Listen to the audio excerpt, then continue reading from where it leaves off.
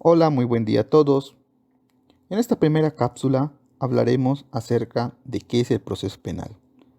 Si la intención es realizar un análisis metodológico respecto al proceso penal, específicamente en México, considero de vital importancia allegarnos a una aproximación a dicho tema, por lo cual resulta necesario, en primer lugar, intentar tener una definición o acercamiento a la respuesta básica, es decir, saber qué es el proceso penal de manera general sin introducirnos a un lugar determinado como lo pudiera ser nuestro país. Bajo esta consideración, busquemos contestar la interrogante de qué es un proceso. En la ciencia jurídica se ha distinguido dos clasificaciones elementales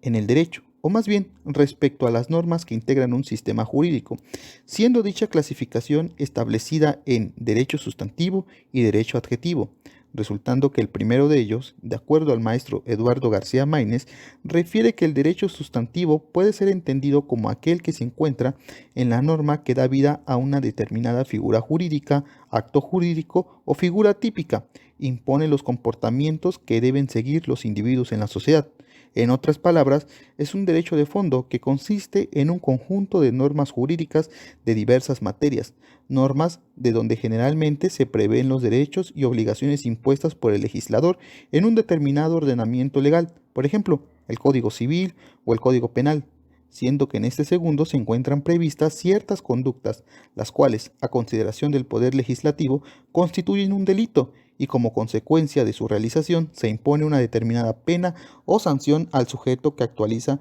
dicha conducta,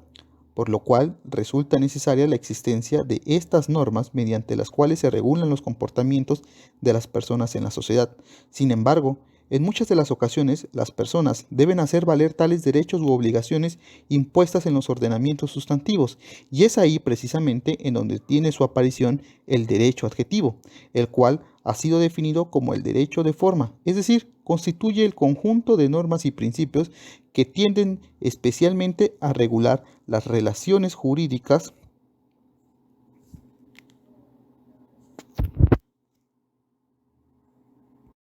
poniendo en ejercicio la actividad judicial, comprendiendo las leyes procesales y de enjuiciamiento. Ejemplo básico lo resulta ser el Código de Procedimientos Civiles, el Código de Procedimientos Mercantiles, el Código de Procedimientos Administrativos o incluso el Código de Procedimientos en materia penal. Es decir, en esos ordenamientos legales se encuentran reguladas las formas en las cuales las personas podrán acudir ante el Estado, el cual, a través del Poder Judicial y sus tribunales, acuden para solicitar su intervención en la solución de diversas problemáticas, la exigencia de derechos u obligaciones previstas en las leyes sustantivas o, en su caso específico en materia penal, la facultad del Estado de perseguir al responsable de haber cometido un delito y llevarlo ante el tribunal competente a fin que le sea sentenciado por la comisión delictiva. Bajo estas consideraciones, podríamos empezar a dilucidar que las sociedades requieren de ciertos medios mediante los cuales puedan solucionar sus conflictos entre individuos o incluso entre individuos y el propio ente estatal, motivo por el cual la ciencia jurídica a lo largo de la historia ha previsto y analizado diversas formas de solución de tales controversias, conflictos o litigios en sí, los cuales han sido descritos siendo la forma más básica de esta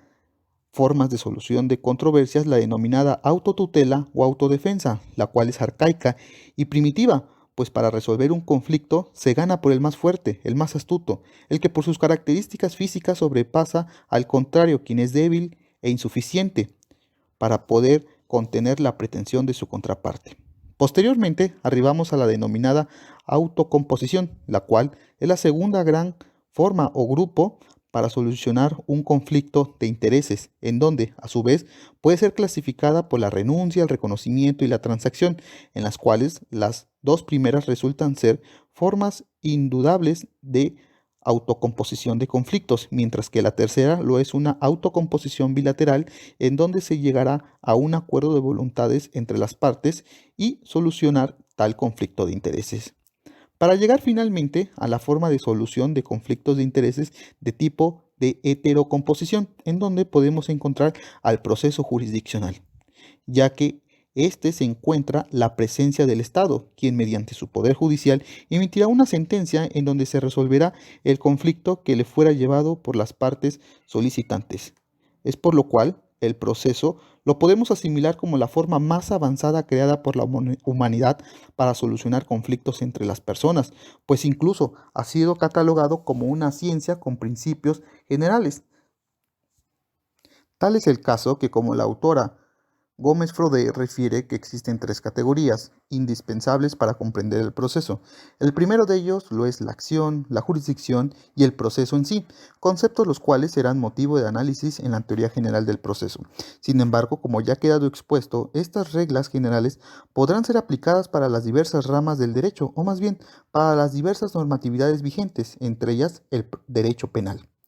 Bajo estas consideraciones ya podremos acercarnos a un entendimiento básico respecto a qué es un proceso. Claro, que estamos hablando específicamente de un proceso jurisdiccional, el cual lo entendemos como un método creado por el ser humano con el objeto de solucionar conflictos de manera civilizada entre los mismos humanos, seguido de ciertas reglas previamente diseñadas por un órgano del Estado denominado Poder Legislativo y encomendada dicha función a otro poder estatal denominado judicial, el cual, mediante la creación de los tribunales, resolverán los conflictos llevados por las partes. Y precisamente en este momento en donde podemos realizar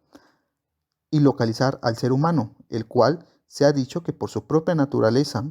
realiza conductas en contra de sus semejantes, los cuales en muchas ocasiones causan un daño de gran trascendencia o sus conductas que dañan a la sociedad en general por sus sumamente indignantes para su propio desarrollo, las cuales con el paso de la historia han sido consideradas como delitos, por lo cual seguimos la idea del penalista español Muñoz Conde, quien define al derecho penal como la rama del ordenamiento jurídico que estudia las normas penales y las conductas que las restringen, así como las sanciones que le sean impuestas. Entonces, ahora teniendo estas bases generales, debemos analizar someramente la vieja discusión entre proceso y procedimiento, entendiendo que el procedimiento es la forma de proceder desde la investigación o la denominada averiguación del delito hasta la ejecución de la sentencia, mientras que el proceso penal implica la función jurisdiccional desde el ejercicio de la acción penal hasta el dictado de una sentencia definitiva. Ahora bien, ya de manera general, podríamos decir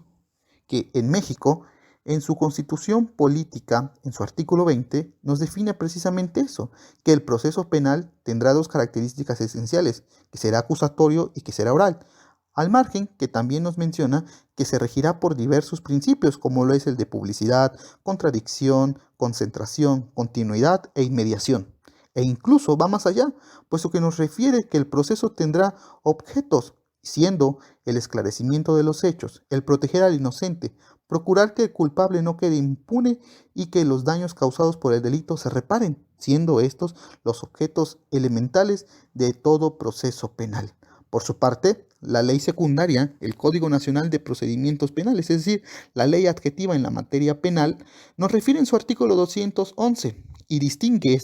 que el procedimiento penal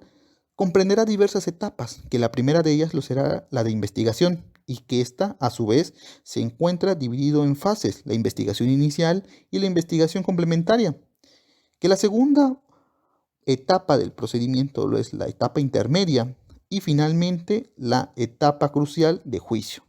Por su parte, este artículo, en su último apartado, nos refiere que el proceso dará inicio con la audiencia inicial y terminará con la sentencia firme. Es decir, la ley adjetiva en la materia sí nos distingue entre procedimiento y proceso, entendiéndose el proceso penal propiamente ya como la actividad jurisdiccional ante la cual las partes acudirán para dilucidar la controversia en sí. Es por lo cual, con estas aproximaciones generales, podremos ya tener un acercamiento más específico respecto a qué entendemos por proceso penal en nuestro país de México.